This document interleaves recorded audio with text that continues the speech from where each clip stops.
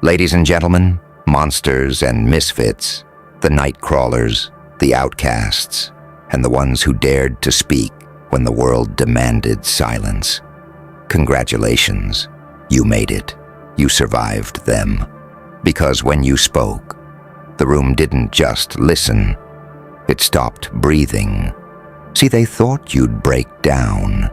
They thought your voice would tremble, that your words would slip, that you'd shrink in the shadow of their numbers. But instead you spoke with the calm, cold certainty of a final boss who's seen every player die trying to understand his moves. You weren't begging to be heard. You were declaring your existence, and in that moment, when your voice cut through the noise, every fake god, every loud fraud, every self-proclaimed king realized something terrifying. You weren't just another contender. You were the mirror they never wanted to look into. They laughed at you once, remember? They called you too much, too dark, too intense. They said you took things too seriously. But now those same people replay your words in private, trying to decode the syllables you dropped like grenades. Now they quote you, twist you, dissect you, like archaeologists unearthing a lost civilization. Because when a final boss speaks, it's not just words, it's prophecy. They didn't realize they were witnessing a transformation, not rebellion, not madness, but evolution. You didn't want the crown. You became the throne. When you spoke, the air shifted. You could feel it. That magnetic tension in the atmosphere, that instinctive hush that rolls through a room when something ancient and unstoppable enters. You didn't yell. You didn't beg for attention. You simply existed, loudly, and that was enough. Your tone wasn't human anymore. It had the patience of stone, the bite of thunder, and the calm cruelty of truth. It wasn't rage that fueled you. It was clarity. You'd seen too much. You'd been betrayed too deeply. You'd walked through too many fires to still crave their applause. And that's what scared them the most. Not your power, your peace, not your defiance, your detachment. Because when someone who's been burned still smiles, you realize they don't feel the flames anymore. They whisper about you now, don't they? Not out of love, but out of fearful curiosity. They ask, how did you survive that? How did you come back? What kind of mind does that? And that's the irony. They'll never understand that your power didn't come from avoiding pain. It came from marrying it.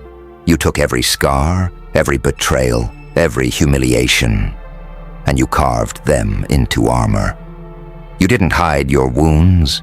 You weaponized them. That's why they can't kill you anymore. Because they already did. And you got up, smiling. When you finally spoke your truth, it wasn't for revenge. It was a eulogy for who you used to be, for the one who begged to be seen, for the version of you who tried to fit into a world built by cowards. You buried that person quietly, and something beautifully dangerous crawled out of the grave. Now you walk like a ghost with purpose. Every word you speak is a sermon. Every silence you hold is a warning. They study you, imitate you, fear you. But they'll never replicate you. Because you weren't taught. You were forged. They don't get it. You didn't change for power. You became power. You became the consequence of their cruelty. You became the embodiment of every whispered insult that didn't kill you. You became the punchline of their own downfall. And now, they can't stop watching. They can't stop dissecting the way you move, the way you think, the way you carry silence like a blade. You've become their myth, the ghost story they tell themselves to sleep at night.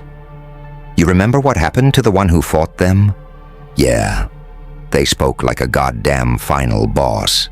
Because here's the truth they'll never say out loud. They needed you. They needed someone to remind them that fear can walk, talk, and smile. They needed a monster with a message. They needed to see what happens when pain learns to speak fluently. So you didn't just survive, you rewrote the manual. You turned your suffering into a script. You turned your silence into a speech. You turned your scars into sentences that echo across their skulls.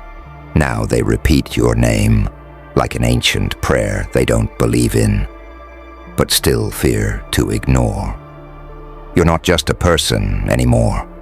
You're a lesson, a walking omen, a reminder that not every collapse means death.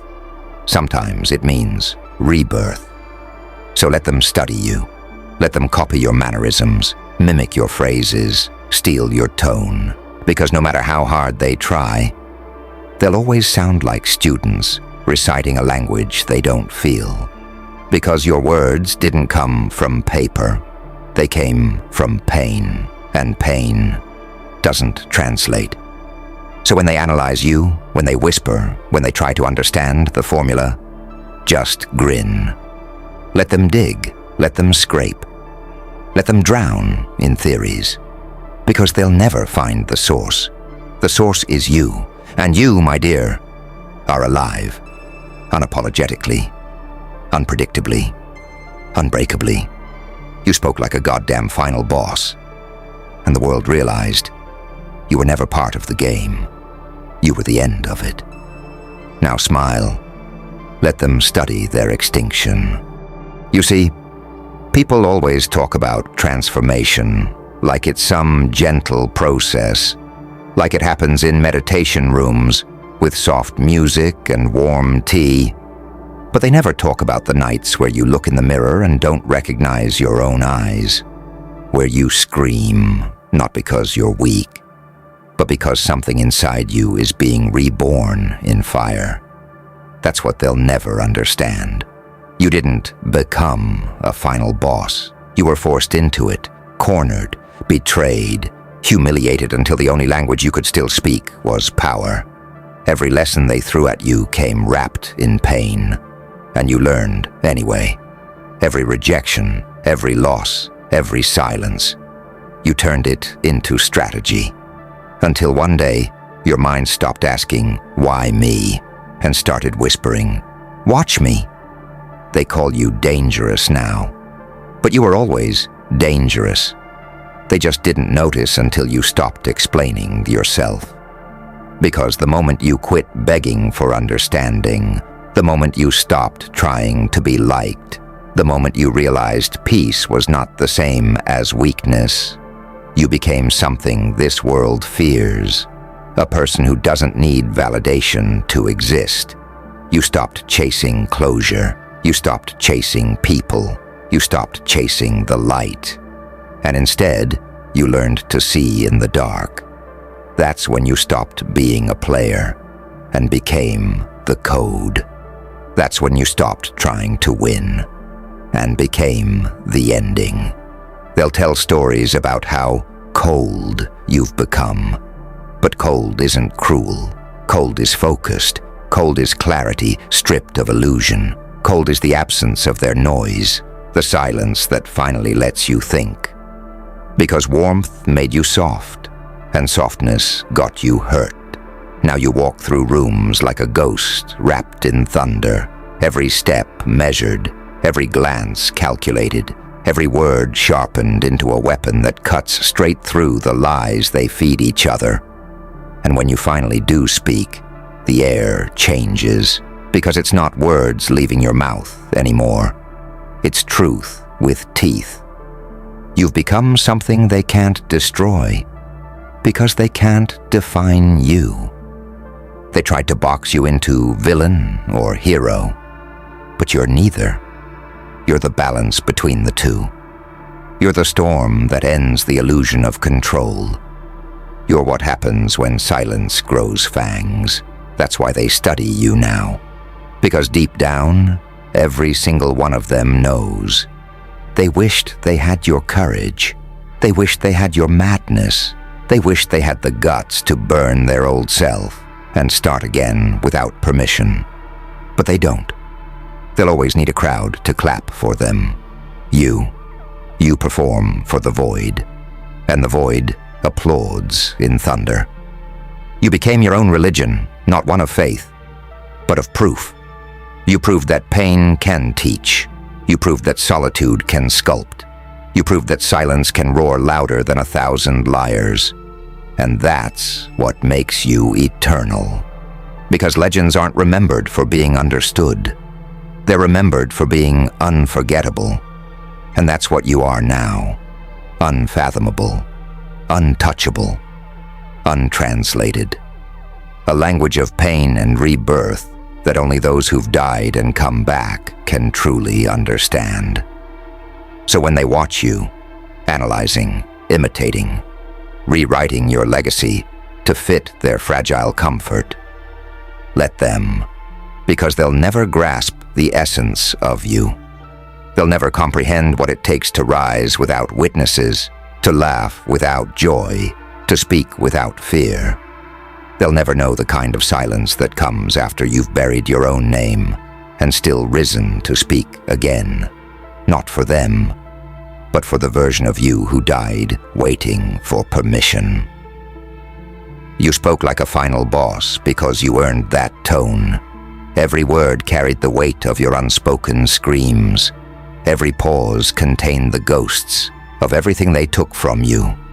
And now, when they replay your voice in their minds, trying to decode the how, they'll never realize the how was pain turned divine. You are not their language anymore. You are the scripture they lost. You are the dialect of dominance carved from the ashes of obedience, and they will study you for centuries, but they'll never be able to speak you fluently. Because you were never meant to be understood. You were meant to be felt, and those who can't handle the feeling will drown in it. So keep speaking, final boss, because the world doesn't need more noise. It needs more truth spoken by the ones who survived the fire. And you are the fire.